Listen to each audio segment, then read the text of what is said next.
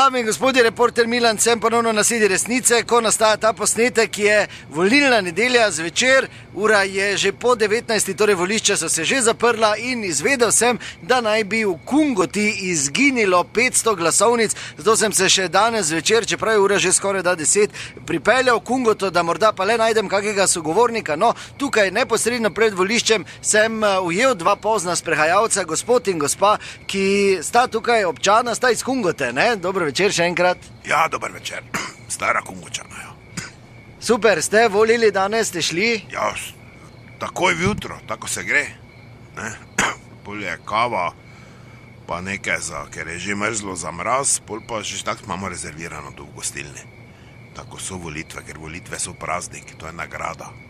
Če si še živ, pa dobiš listek, je to tvoja nagrada, da greš tja pa ponosno obkrožiš. Ni pa tako je bilo včasih, ja. Pa se vi zavedate, da je 500 volilnih lističev zginilo pri vas? Ja, jaz se čudim, ne. Pa moram tako reči, ker tu ni nobenega reda. Če te že udeležba, pa včasih smo enega volili, pa smo vsi šli po eni nogi. Praktično so ljudi potiskali na volišče, pa je muzika špilala, pa smo bili veseli, pa si dali roke. Pa ni noben vprašal, koga si volil. Ne, ker to se ni spraševalo. Nas pa drugo, da nimaš enega v kaslicu, ko ti pravi to tega voli.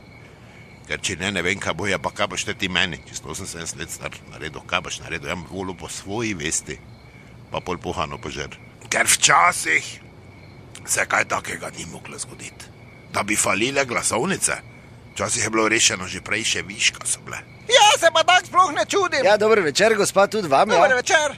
Štefan, se spomniš, ko si sedel na mene, ne lajaj baba, od zadaj, ko smo za toto steno obkroževala, ko sem ti še rekla, glej Vilmo, tam v volilni komisiji, kaki kostim ima, kak je ona zrihtana. Senegačnikova, blizu 70 je že, to se je v petek začela že rihta, to je šla k frizerju, na vodno, kostim novi so jo zašili, ker je vedela, da bo v nedeljo tu sedela celi dan. Ne da bo sedela, da bo volilna komisija Kungote ona. No dobro, gospa, sej... Pa kaj si pametna baba, no gremo dalje, da me zebe. Zdaj se pa spomni onega šmerkaca, ko je zraven sedel.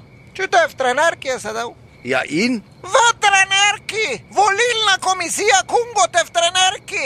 Je bavak, to so zdaj pač prostovoljci, ko so...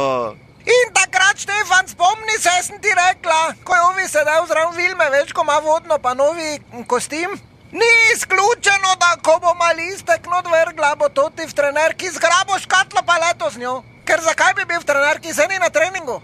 Ker vi mi povejte, gospod novinar, kaj bi človek druga naklepal, če v trenerki sedi?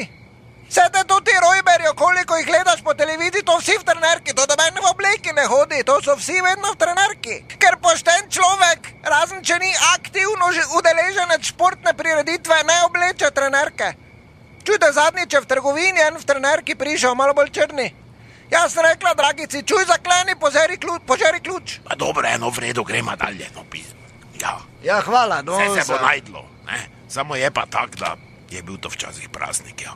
Hvala lepa, do naslednjič ne pozabite, resnica ni plenica, pa vendar marsikomu smrdi.